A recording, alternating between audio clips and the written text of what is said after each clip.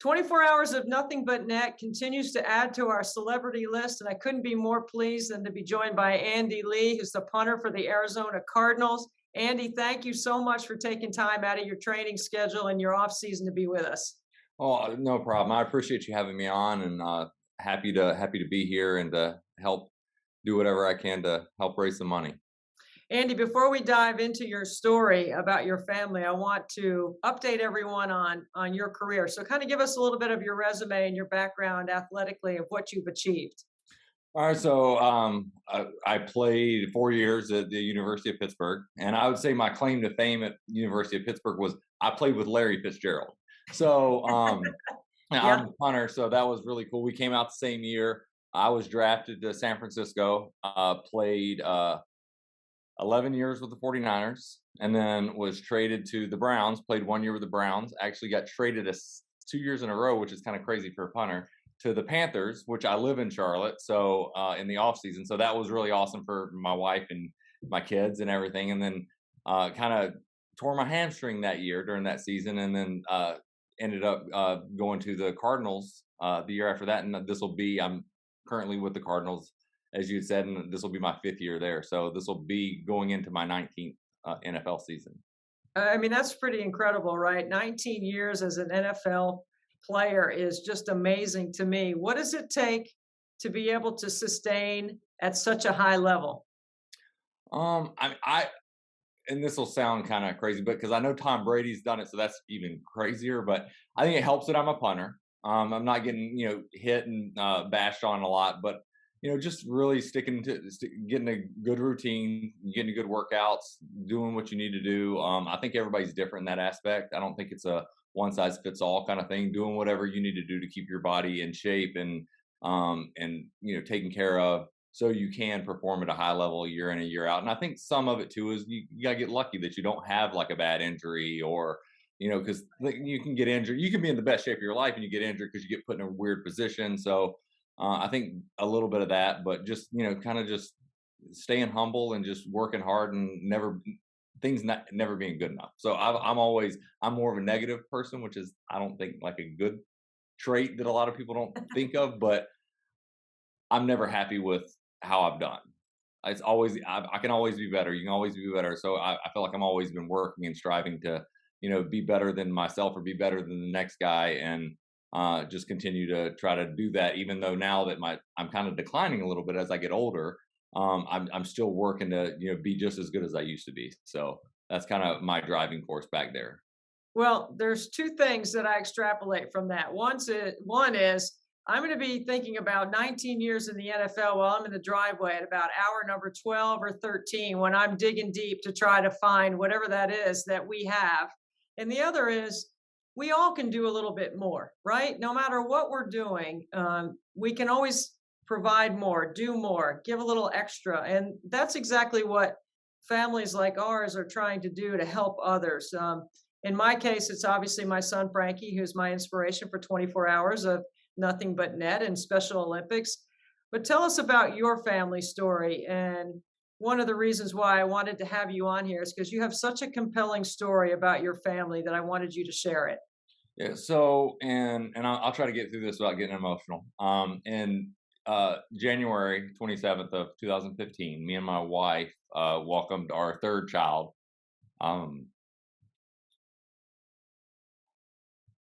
who was our daughter, um, and she passed away after 8 days in the NICU. So that obviously turned our world upside down. Like, we have two awesome boys, and we have a 12-year-old and a 10-year-old. He'll be 12 next month, so let's just call him 12. And then I have a 10-year-old, Ryan and Adam, and they honestly really helped us through that as well. Having two kids, you have to get up, you have to do everything, you have to raise those kids, and you have to be there for them. And it was really it was just really tough for us. So, and just to kind of jump ahead a little bit. So a year after, our anniversary is in March. So we go on our anniversary about a year after she had passed away, and we were like, we knew we wanted to do something, but we weren't really sure yet, and it was really tough going through.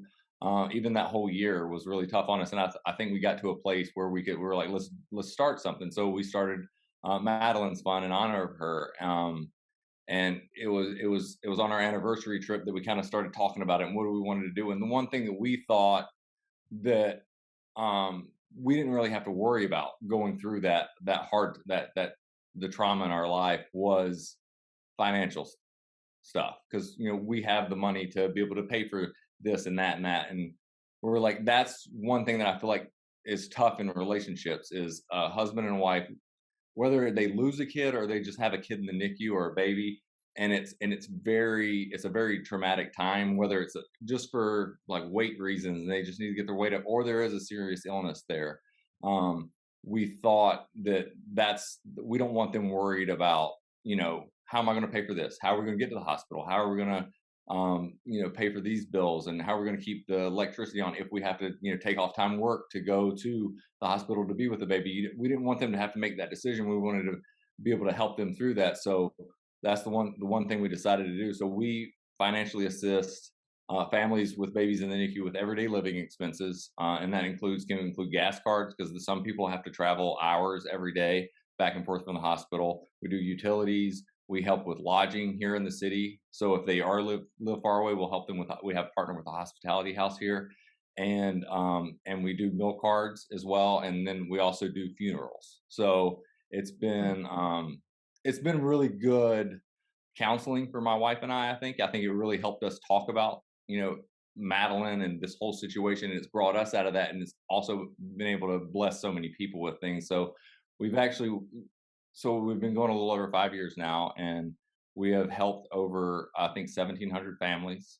Wow. We've done over 180 funerals Oh, for wow. families, and it's been such a blessing to be able to turn something like probably the crappiest moment we'll ever face in our life, hopefully, and turn it into something that's helping people, and just giving back to the community. So it's been great. It's just remarkable how you find the resolve to keep Madeline's spirit alive by helping other people. It somehow, in some way, I know has to give you some measure of comfort or peace. My son Frankie spent 9 days in the NICU unit after he was born, and there's incredible anxiety and the amount of stress, emotion, concern, the amount of prayer, all of that uh, has affected so many different families. It's just amazing that you can do that. And does that help you not come to closure necessarily, but help you find some peace? Yeah, I mean, it does. I would say our biggest thing, and I mean, I know this isn't church or anything, but I think our biggest thing was our faith in God. Like, I think that, like, I know she's not here for a reason. I didn't want to accept that for a long time. Right. But I think, there's a reason she's not here, and whether that's Madeline's fun or whether she just wasn't meant to be on this earth, I know she's in a great place. And just being able to, yeah, and I think, yeah, I think that being able to help these families does help, because we know that she just didn't. Her 8 days were meaningful, probably more meaningful than, like, I'm not saying my life, but her life means something to all these families that's helped. Without her, we would have Yes. never done this. So No question. it's been very, it's a blessing, because I there's times where things are real tough. Like we're grinding. Like my wife, she grinds. I help. She works so hard on this, and she does a lot of it. A lot of the stuff, like, she's hands on all the time. Works probably 5 or 6 hours a day at a computer, emails, talking to hospitals, doing this, doing that, and it's just it's I don't know. I kind of lost my train of thought, but it's just been amazing. It's been It's amazing. it's it's emotional to try to bridge the story and to you have to find a way. I know in times for me and trying to bridge the emotion of our story to share it with others so that we can help others is why we have to sort of temper our emotions sometimes just to try to keep them in check so we can bridge that story. Yeah, I'm listening to you and I know it's hard because I find it in a different way that very similar to what you're saying. yeah. I actually thought of my point. So what I say. So it is hard, right? She's working. She's going crazy. And then all of a sudden, during those times, you get a letter from a family that you helped. And it's like, okay, everything we do is worth it. Like just from one thank you note that we'll get here and there. And it seems like they come at the perfect time, right? Like, so Right. it's just Yes. awesome to be able to help people and to be able to, you know, in anything, whether it's Madeline's Fund or, you know, the Special Olympics or just everything. It's just so great that, and it's, I feel like that's where the good comes out in people when you can really find people that'll, lend a helping hand to the people that, that need it. And definitely in different certain, and there's lots of different areas for that. So, Andy, for us, Frankie is the middle of my three boys, and I have watched the influence of Frankie on my other two boys. So I look at them and I see what kind of great young men they're going to be. How do you think Madeline's story and impact has affected your two boys? I mean, so it's kind of crazy. So I still sleep with her blanket every night. Um, my one son, he bought her like a little stuffed animal. He still sleeps with it every night.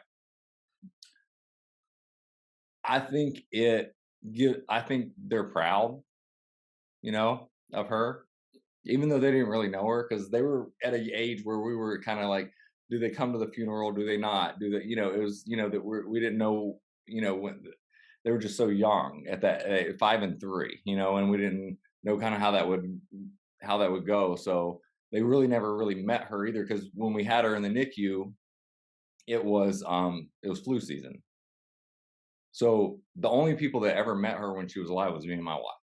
Like no like we couldn't get her grandparents back there. We couldn't get her kids back there. It was a very, strict time in the NICU. So knowing that and and they see the pictures and we have some videos and things. And I feel like I feel like at times it softens their heart, which I think, being a man, um, having a soft heart's a good thing. Like I know a lot of people say, if you're a man, you can't cry, you can't do this, you can't do this. I feel like it's something that that does do that for them, and I think it's also good that they see how much what work we do for Madeline's Fund and everything that we're doing for that shows our love for her, which that I think also they can show love that way too, and it lets them see that just because like somebody's not there or circumstances are wrong, you can turn bad things into good, and you can show love through that. And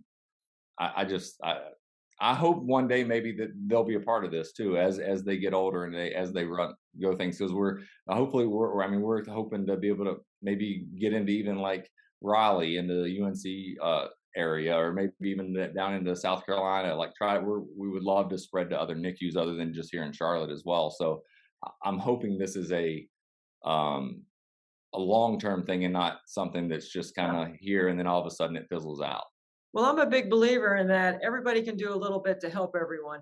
And that's exactly what we're doing here. We're doing our part with Special Olympics. You're doing your part to help the families in the Charlotte community right now that have to go through an unfortunate set of circumstances, and you're just trying to make it a little bit easier for them. I'm 100% in on what you're doing, Andy. And I don't get a vote for NFL Man of the Year, but I definitely would put you on my list if I were them. And I'm going to nominate you or whatever I've got to do to find out a way to get you on that list. Oh, I appreciate it. And that's the one, and I feel like that's one thing my wife kind of gets on me a little bit about. Is she's like, you need to use who you are, and I'm like, I don't. I want this to be about my daughter. It is about your daughter, but I you don't have want to it to be share the about me message. or anything else. So No. I appreciate that, and I would love to. I try to get as much recognition for Madeline's Fun as I can without it being brought on me at all. Even though I know Well, I'm a Andy, punter, so it's not that big of a deal. But well, yeah, come I on, feel man. like that's something that I've been That's really tried to like separate myself and Madeline's Fun. And for Madeline's Fun, it's just me as a dad, right? It's not well, me as a football player. It's not me as who I am. It's all about my daughter well, and it is bringing her about your praise. daughter, but you have the ability with your platform to share her message. That's the same with me, man. I look at it like it's not about the free throws. The free throws is the vehicle to tell the story. I'm using my platform as someone who works for ESPN and CBS to share our story and our message. We as a family, you as a family, understand the impact on our kids and what a Yeah. difference Madeline's Fund makes and Special Olympics makes for our family. That's all we're trying to do, is get that word out there so people will say, hey, you know what? I'd like to know more about Madeline's Fund. So where do you go to learn more about Madeline's Fund? So we have it's madelinesfund.org, and it's MADELYNSFUND.org. So we spell it that way. It was kind of a way to kind of bring my mom's part of my mom's name into her name instead of Yes. spelling it with the LY in there. So that's that sometimes people get that Yeah. mixed up because it's a weird way to spell it, but that's where A you would great go. way to spell it, and a great way for people to know they can go to madelinesfund.org and learn more. And And we're Andy, on I got Instagram as well. I know we're okay. on Instagram. We So we got to hit it up. We'll build a little something here. We'll put it on the screen for our 24 hours. We'll let everybody know where they can go. And I mean, I really appreciate it, man. I am so thankful that you were able to take some time to be with us and that we could learn about your story so we could share it. And at some point you'll be able to share our story, and that's how it works. I would be more than happy to do that, and I'm so grateful for being able to be on here and just be able to speak with you and have the time to speak about Madeline's Fund, but also hopefully help you raise some money for the Special Olympics, which I know is a huge thing and is an awesome thing. Yeah, thanks, Andy. We're pulling for you. I'm a big fan of yours. Instant friends and fast fans, and that's the way we do it here on 24 Hours of Nothing But Net. Thank you so much. Thank you so much.